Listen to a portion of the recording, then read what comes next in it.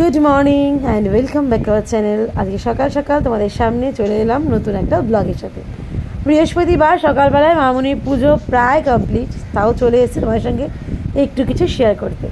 আজকে মামুনি লিচু আর তরমুজ, এই দুটো ফল যেটা গরমের কিন্তু আমার খুব প্রিয়, জানি না তোমাদের কার কার প্রিয়, আমার এই দুটো ফল দেখলে বাস খুব ভালো লাগে। চলে এলাম ঠাকুরঘর থেকে আবার সোজা রান্নাঘরে। দেখো বানিয়ে নিচ্ছি একটু আলু ভাজা।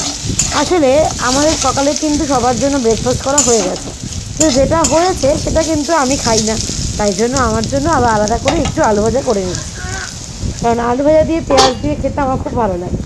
আর এখানে দেখো রয়েছে হলো ওর জন্য ভেন্ডি সরা, মানে এটা অ্যাকচুয়াল যে কী বলে সেটাও জানি না, বাট যাই হোক ওই ভেন্ডি সরা তার রুটি। আর এখানে রয়েছে পায়েস, যেটা গরম গরম করা হলো। গতকাল যে দাদাভাইয়ের বার্থডেতে যেহেতু পায়েস করা হয়েছিল আমি খাইনি, মামুনিটাকে এখন একটু দুধ দিয়ে পাতলা করে দিল। খাওয়া দাওয়া কমপ্লিট করব। আর রয়েছে এখানে এই যে দেখতেই পাচ্ছ, সেই তোমাকে যেমন বললাম পেঁয়াজ আলু ভাজা আর রুটি, তো অনেক কিছুই ব্রেকফাস্টে রয়েছে, চলো খেয়ে নিই।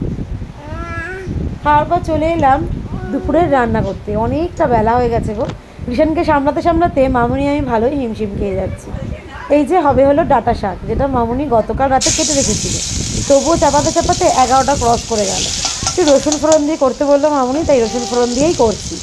আসলে রিশানকে একা রেখে না আমরা তো নড়তে পারি না, না হলেই হয়তো পড়ে যেতে পারে। এখন একটু যেহেতু বড় হয়েছে বুঝতেই পারছো, সমানে উল্টি পাল্টি খায় তো যখন তখন পড়ে যেতে পারে, তো এই ভয়ের চোটে এক মামুনি নইলে আমি এই বসতে বসতে না আমাদের এখন এত বেলা হয়ে যায়, দুজনে জাস্ট হিমশিম খেয়ে যাচ্ছি। মানে যারা একা থাকে আমি সত্যিই বুঝে পাই না তারা কী করে সামলায়, তাদের জন্য কিন্তু অনেকটা টাফ ব্যাপার হয়ে যায় আমাদের। তবু যাই হোক, কখনো আমি মামুনিকে বসিয়ে বলি তুমি একটু বসো, আমি একটু কাজগুলো সেরে নিই, আবার আমি কখনো বসি তখন মামুনি আবার সেরে নেয়। তাই হোক এই করে দুজনে চলে যাচ্ছে, একটা বাচ্চা দিয়েই দুজন। তো দেখো ট্রেনে উঠে পড়েছি, আজ বেরিয়ে গেলাম কল্যাণীর উদ্দেশ্যে যাব, ট্রিটমেন্টের জন্যে যাব।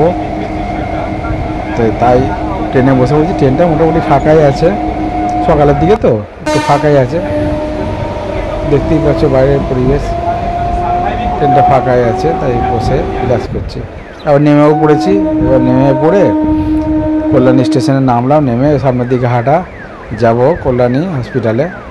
তো এবার হসপিটালে চলে এসেছি, হসপিটালে চলে বসে আছি, দেখি কতক্ষণ কাজ হয়। এবার হয়ে গেছে কাজ, আমার যেটা দরকার ছিল চেক আপ, সেই চেক আপটা হয়ে গেছে। এবার বাড়ির দিকে রওনা দিয়ে দিলাম।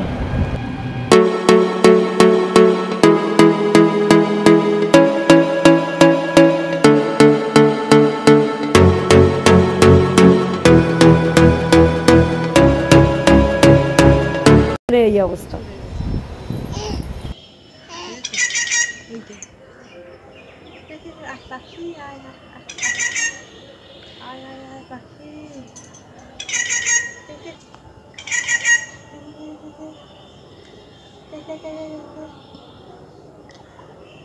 কি সুন্দর দেখো, দুজন কথা বলছে, ওদের মধ্যে কিন্তু কথোপকথন হচ্ছে, তাই না?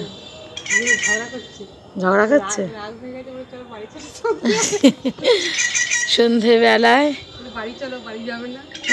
দেখো সূর্য চাঁদ উঠে গেছে, যা বাড়ি যা। এই দেখা দেখেছো কি সুন্দর ছেলেটা রেগে গেছে, রিশান কি করছে? রিশান দেখছে, রিশান তুমি দেখছো? হ্যাঁ আচ্ছা। গুড ইভিনিং সবাইকে বলেছিস? এই যে এখানে রিশান কি মা মুখটাকে কেমন করে রেখেছিস তুই? হ্যাঁ দেখো ঠাম্মা কোলে বসে খেলছেন। হ্যাঁ কি খেলছো শোনা, একটু বলে দাও।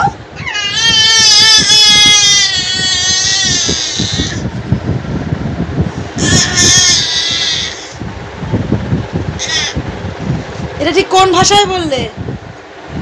হ্যাঁ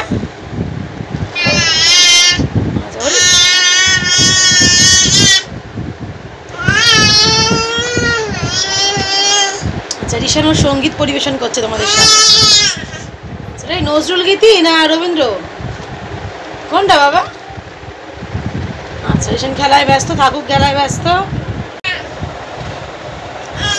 মিশনের গান শুনতে শুনতে তোমরা দেখে নিতে পারো। এই যে এখানে রয়েছে রস বড়া, যেটা আমি এখনই একখানা খেয়ে নেবো।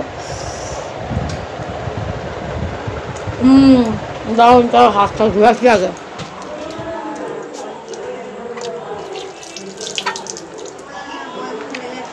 বল পড়ে গেল, কোথায় গেল বল? কই অবস্থা দেখো, বল কোথায় চলে এসছে। বল না। আচ্ছা দেখো, এখানে রয়েছে রসবড়া। এটা কিন্তু আমরা বানাইনি, দিদিয়া দিয়েছে। দিদিয়া নিজে বানিয়ে নিয়ে এসছে। দেখো বড়াগুলো কত ফুলে গেছে। খেলাম এখনই দুটো, খুব ভালো খেতে। আর এখানে রয়েছে দই বড়া। দইও প্রায় টেনে নিয়েছে, তাই জন্য এখন আমি বানিয়ে নেবো। যে এখানে দেখো দই রয়েছে। এখন ও মামনি, তোমার থালাতে করবো, মানে এটাই করবো। দেখো আগে বড় থালাতে সুবিধা হবে না, কিন্তু বেশি বড় হয়ে যাচ্ছে নাকি। আচ্ছা এক কাজ করি, আগে দইটা মেখে নিই। দেখো দিদি কিন্তু দই বড়াতে দই আর কি ভিজিয়েই দিয়েছিল, যেটা হয় শুকিয়ে গেছে, যেহেতু কালকে দিয়ে গেছে। আর এখানে আমি দই, একটু লঙ্কা গুঁড়ো, একটু বিট নুন নিয়ে নিয়েছি। বাড়িতে ভাজা মশলাটা নিয়েই এই মুহূর্তে ভালো করে আমি ফেটিয়ে নিচ্ছি জিনিসটাকে আগে। আর এই যে ওপরে কিন্তু এই যে কি যেন ভুজিয়া বা ঝুড়ি ভাজা যেটাই বলি, তো ঝুড়ি ভাজা ভিজিয়ে এই ছিটিয়ে তারপর খাবো। তো আমি রেডি করে নিচ্ছি আগে। পরে দেখো একটু সসও দিয়ে দিয়েছি, টমেটো সস আর চিলি সস দিয়ে ঝুড়ি ভাজা দিয়ে একদম দোকানের মতন দেখতে লাগে। ধনেপাতাটা মিসিং, ওপরে একটু ধনেপাতা ছিটিয়ে দিলে ব্যাপক লাগবে। দই এখনও বেঁচে গেছে, যার লাগবে নিয়ে নেবে। এই তুই কী করছিস রে সোনা? তুমি কী করছো সোনা?